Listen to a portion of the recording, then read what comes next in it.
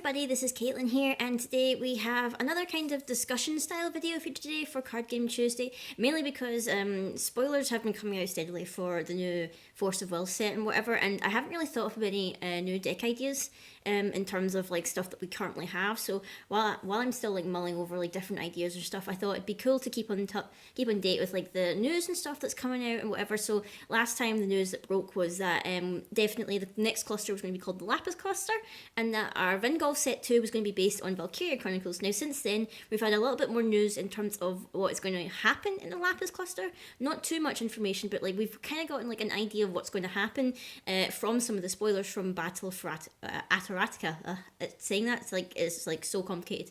I would just call it Biffa because it's like Battle for Ataratica, so Biffa. So in terms of like what's happening is that it's been confirmed that technically Lapis has won the battle for Ataratica, actually, because some of the spoilers showed that Kaguya, Charlotte, and Alice have escaped that world and have escaped Lapis, but in doing so, they've left the world behind, and it seems like the battle has definitely failed, because one of the new cards that was revealed was that the world of Ataratica had been turned into a regalia by Lapis. So, like, similar to his globe that he had in Moonlit Savior, he has now turned Ataratica into his new regalia, so it's like a globe of that world, and it's like sitting on his desk wherever he like lives. We don't know where exactly he comes from or where he lives, but it's sitting there on his desk and he has it now, so he's got total control of it.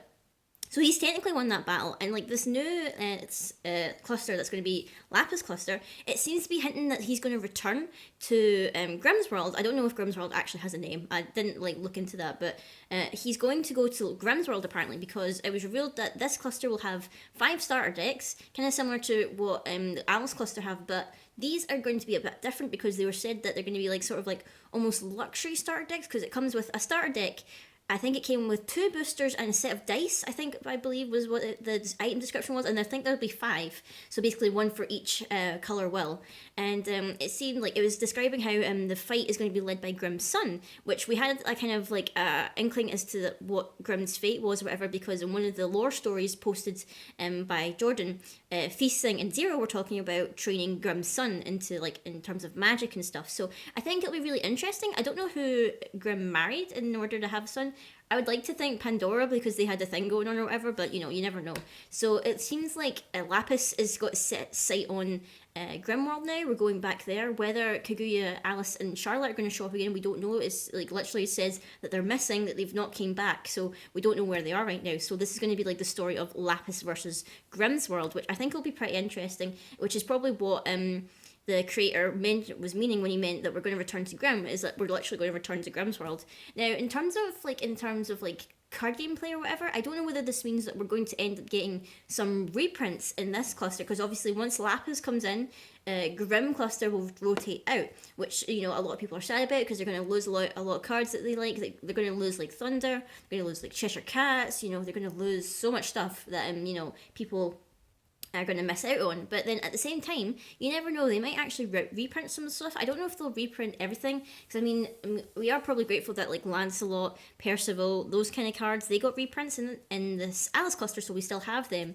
But we never know, like they might reprint them, but they might do something different with them. Like they could be reborn versions. Like obviously Grimm Cluster had Snow White as a ruler, but then in Alice Cluster she came back as a resonator, and she was like different. She was like the Valkyrie of Passion, which I think would be pretty cool if like they took some of the characters from the cards, but they gave them new purpose. Like Cheshire Cat could come back, but she could do, well, he/she, nobody's really certain, well, nobody can really agree whether it's a guy or a girl, but maybe Cheshire Cat will do something different, similar to like, say, if Little Red like the real Little Red, whether she'll do something different, because in the promotional poster that they had, it looked as if she was wielding a bow and arrow, which looked kind of cool. And then also in like the promo art for the starter deck reveal, it looked as if it was Little Dread that was in the poster, and she was like standing in front of what this looked like, this kind of big massive Cthulhu looking beast. I don't know if it was a Cthulhu, was it, because you know it was a big red thing, but it was just like she was standing in front of this big monster. So we don't know whether maybe Lapis is going to like do some kind of magic and make the Cthulhus come back, because obviously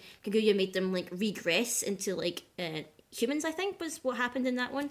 But I think it's really interesting to contemplate what's going to happen, because obviously we're going to get BFA. We're going to get that in July, which, is still technically a month away, which is going to be a wee bit hard. But, fingers crossed, still looking forward to it. I'm going to try my best to go to the pre-release for it because I'm super excited for it.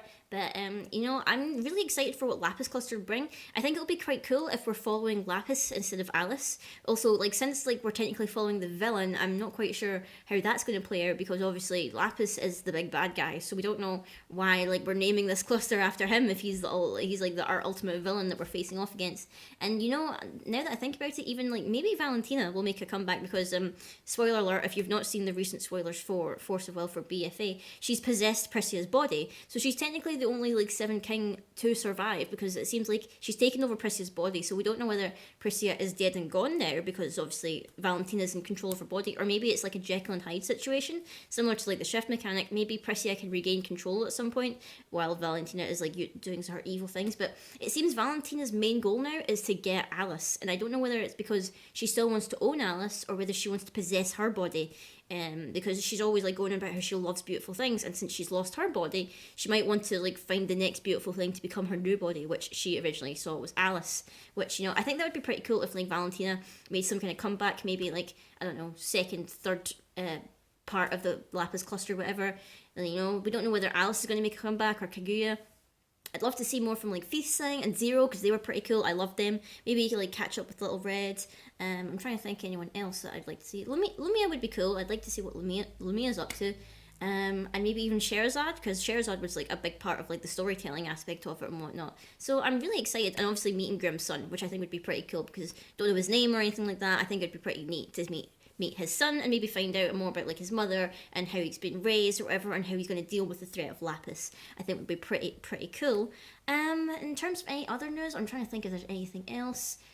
Not that I know about. Still no news on whether UK is getting another AJP. Obviously there was one back in spring or whatever. I couldn't go because I was just inundated with university stuff, which was kind of sad, and I had to miss that out on that one. But I hope they're going to be holding another one soon. I just hope it's not going to conflict too much with the big clump of conventions I'm going to. I'm going to MCM Scotland. I'm going to be vendoring at Rycon Winter and Brony Scott. So it would be cool if maybe it was in, I'd think it'd be cool if it was maybe in October, then I could maybe try and squeeze it in. But if we still don't know when it'll be. Maybe we won't have a winter one, but I'm not too sure. I'd love if there was one, and maybe if it was closer to Scotland, so I wouldn't have to travel so far. But fingers crossed anyway. But that's all really I wanted to say for this video, guys. If you want to discuss anything in Force of Will related, then comment below. I'd love to talk to you guys about it and your theories and stuff about what's going to happen in the next cluster and that. So until next time, guys, I will see you all later.